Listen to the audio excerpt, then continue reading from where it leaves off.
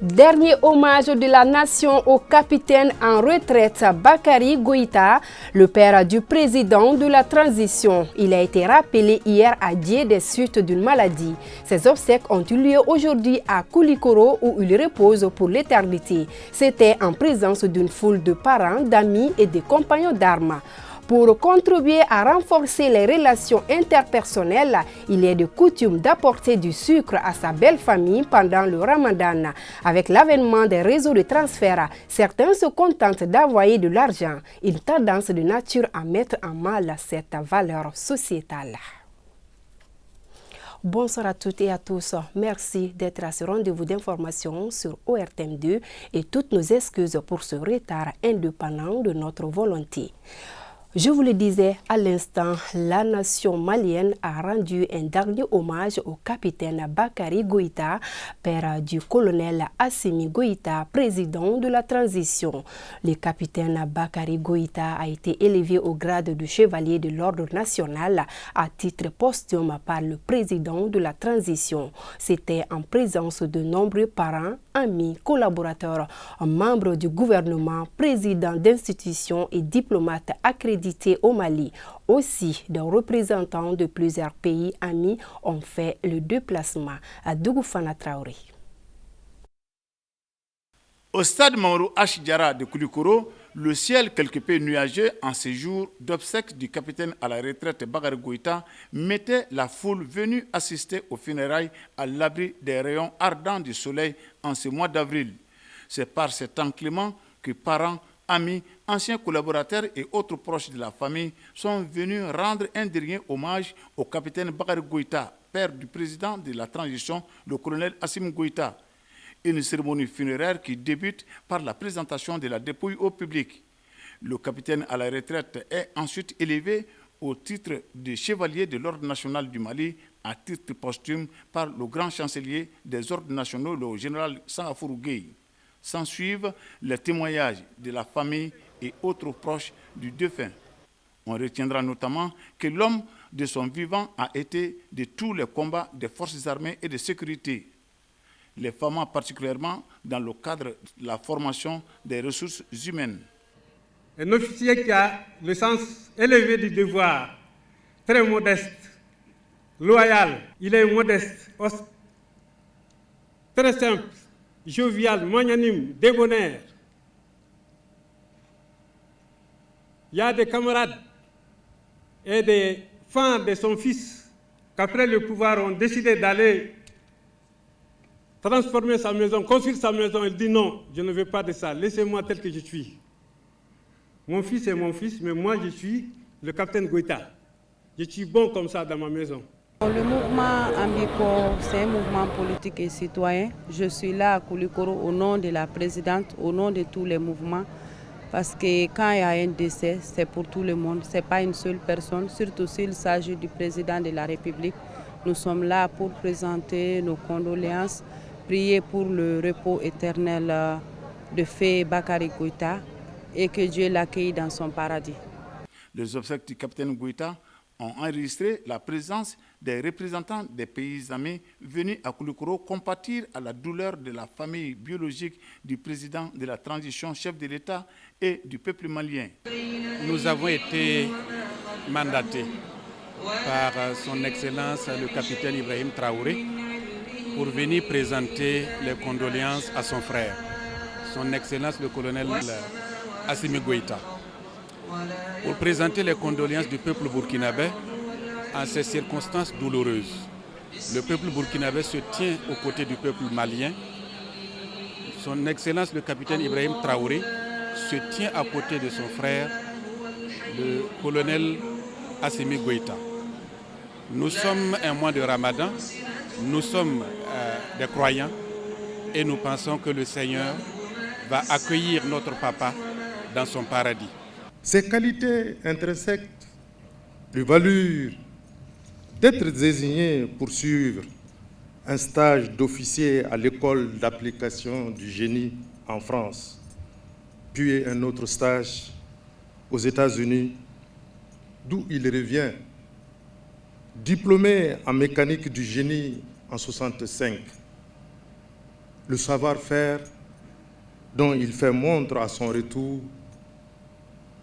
le besoin qu'avait l'armée d'avoir des spécialistes en langue étrangère et les prédispositions qu'on trouvait en Goïta le désignèrent naturellement pour un nouveau stage aux États-Unis en septembre 1971, d'où il revient avec un diplôme de langue anglaise et un autre de dépannage électronique. Sa maîtrise de la langue de Shakespeare, il l'a mis au service de l'armée de son pays, en étant d'abord instructeur et ensuite directeur du laboratoire de langue, d'où il s'est particulièrement distingué par le perfectionnement de plusieurs promotions dans cette langue. C'est de sa paisible retraite obtenue le 31 décembre 1993 qu'il a vu son fils, le colonel Assimi Goïta, prendre les rênes de ce pays afin de le hisser au rang qui doit être le sien dans le concert des nations. À la fin de cette cérémonie publique, la dépouille du capitaine à la retraite Bakary Goïta a été remise à sa famille pour les funérailles rituelles. Dorampe, capitaine Bakary Goïta, ainsi va la vie. Sur un tout autre sujet, lendemain de la fête de Pâques à Bamako, la circulation était fluide ce lundi matin sur certaines artères, à l'instar des ponts Fada et de Martyrs. Les usagers circulaient librement, ce qui atteste que la population, dans sa majorité, met la journée à profit pour se reposer dans le but de reprendre avec vigueur. Au même moment, certains secteurs comme ceux du transport et du commerce étaient restés ouverts en Tamaïga. Circulation fluide ce lundi matin à Bamako après une journée festive. Comme c'est le cas sur le pont Fad, les quelques usagers circulent à leur guise. Même réalité sur le pont des Martyrs, une autre infrastructure massivement fréquentée les jours ordinaires. Preuve que les citoyens profitent de cette journée fériée pour se reposer. Il n'y a pas assez de mouvement dans la circulation aujourd'hui. Les fonctionnaires se reposent sûrement. C'est pourquoi la circulation est si aérée ce matin.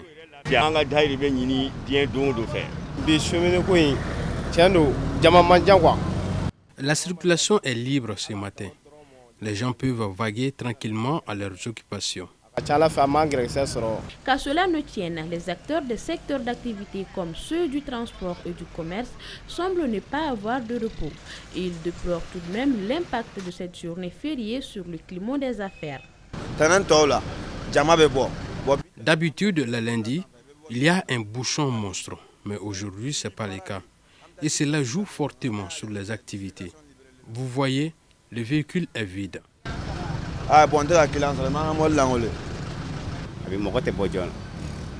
Comme c'est férié, les gens ne sortent pas tôt. Et cela a un impact sur nos ventes. Mais comme c'est le ramadan aussi, certains clients viennent.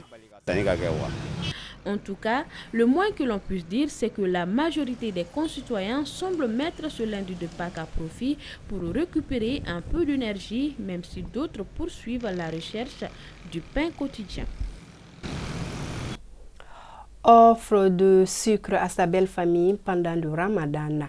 Échange de salutations à l'occasion des fêtes religieuses sont entre autres valeurs sociétales qui ont toujours caractérisé le Mali. Des gestes qui doivent aussi leur force à la présence physique des donateurs sur les lieux, ce qui sous-entend un déplacement. Aujourd'hui, avec l'avènement des réseaux de transfert, certaines personnes se contentent d'envoyer les frais des présents. On parlera alors de l'impact du virtuel sur les relations sociétales. Cheikh Omar Kamara s'est intéressé au sujet. C'est ce phénomène qui prend de l'ampleur dans notre pays. Traditionnellement au Mali, on amène du sucre chez les parents et beaux-parents pendant le mois béni de Ramadan. Le paiement mobile commence à remplacer cette pratique. Certains citoyens sont compréhensifs face à ces changements, mais d'autres sont réticents à cause de son impact sur notre sociabilité.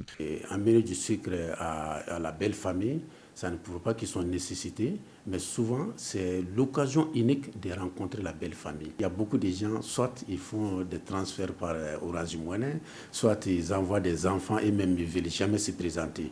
Donc à mon avis, il faut le dire très très sincèrement, il faut qu'on change de pratique.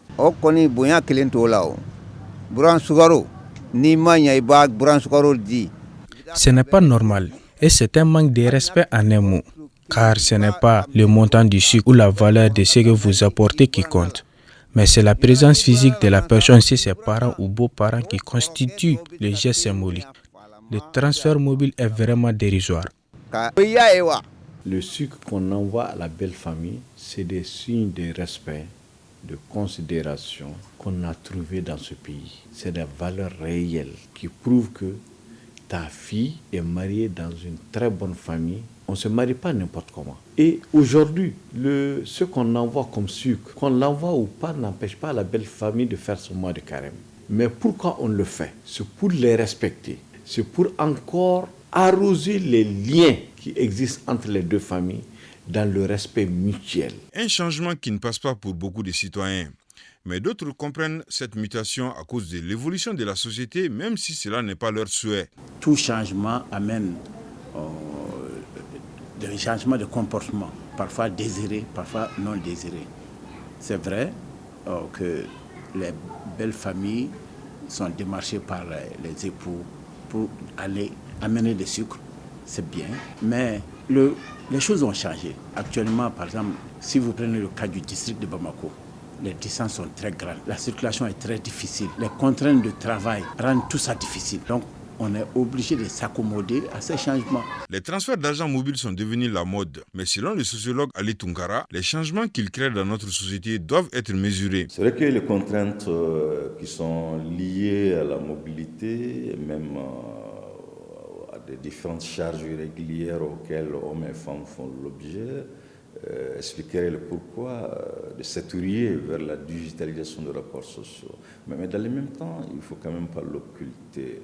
Donc, pour dire que c'est bien de saisir les opportunités offertes par les avancées techniques et technologiques, mais dans le même temps de se dire qu'en aucune manière ces avancées ne doivent nous amener à oublier que le contact physique demeure le socle même de l'humanité. Les paiements mobiles sont désormais une exigence du jour, mais le virtuel peut-il remplacer certaines symboliques et valeurs traditionnelles? Utopique pour plus d'un, mais le temps est le meilleur juge. Atmosphère de quelques ateliers de couture à Bamako dans ce journal. Les tailleurs sont partagés entre affluence et rareté de clients. Ceux qui se sentent débordés s'activent à satisfaire les clients. Toutefois, la complexité de certains modèles choisis suscite des appréhensions chez d'autres quant au respect des délais contractuels. Khadija Touré.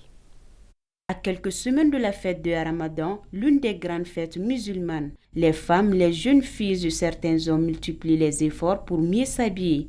En ces temps-ci, c'est la course contre la montre dans les ateliers de couture. Dans les ateliers que nous avons sillonnés, la situation est plus ou moins morose. Actuellement, quand même, avec l'équipe que j'ai, je dis Dieu merci. C'est pas tellement débordé d'abord, parce que maintenant, là où on est, les gens ne se levaient pas vite.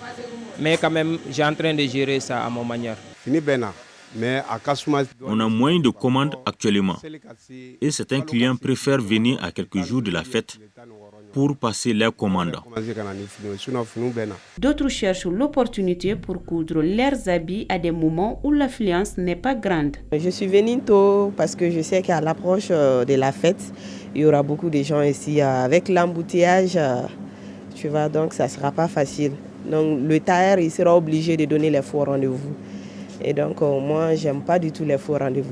Donc c'est pour cela que je viens tôt pour faire mes habits. Même si les tailleurs sont motivés jour et nuit pour satisfaire la clientèle, avec les délestages, ils seront confrontés à d'énormes problèmes en cette veille de fête de Ramadan, surtout ceux qui ne disposent pas de groupes électrogènes. Des jours comme de nuit, nous sommes dans le noir, ce qui m'empêche de bien honorer mes commandes. Malgré tout ça, certains clients nous obligent de prendre les habits à la dernière minute. Les tailleurs continuent de prendre les habits des clients. Les prix varient selon les modèles choisis. Et dans 2 semaines, ils auront vraiment du pain sur la planche. Plastification, une alternative consistant à la viabilité des documents. Aujourd'hui, c'est un secteur générateur de revenus qui emploie des particuliers. Les frais afférents à ce service sont généralement abordables et varient notamment en fonction des dimensions des documents. Hawa Kamara.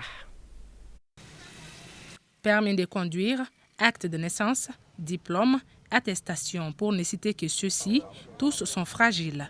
Dans le but de les protéger et les conserver plus longtemps, ils passent sous les appareils de plastification. Une activité rentable exercée par un grand nombre de jeunes, pour la plupart installés à la devanture des structures administratives. Ces jeunes se frottent bien les mains. Ce métier est très rentable pour moi. Je peux plastifier jusqu'à 20 documents par jour. Nous disposons de 2 types de plastique et les prix varient de 500 à 2000 francs CFA. Aujourd'hui, grâce à Dieu, j'arrive à subvenir à mes besoins et à ceux de toute ma famille.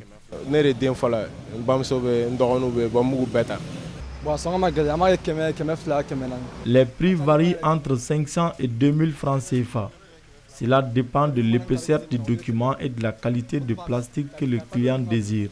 Grâce à cette activité, je me suis acheté une moto et des téléphones. Ce métier m'aide beaucoup. Je me prends entièrement en charge et je demande aux jeunes qui ne font rien de se lever et d'exercer un métier avant de trouver le poste dont ils rêvent.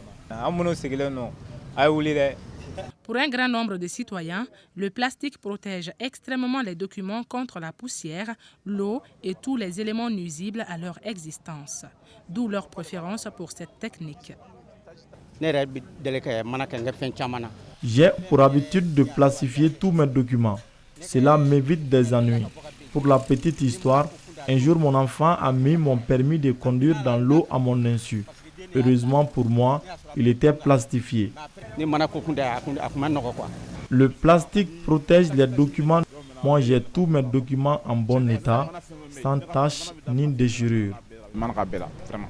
À côté de la plastification, ces jeunes évoluent également dans l'impression et la photocopie des documents.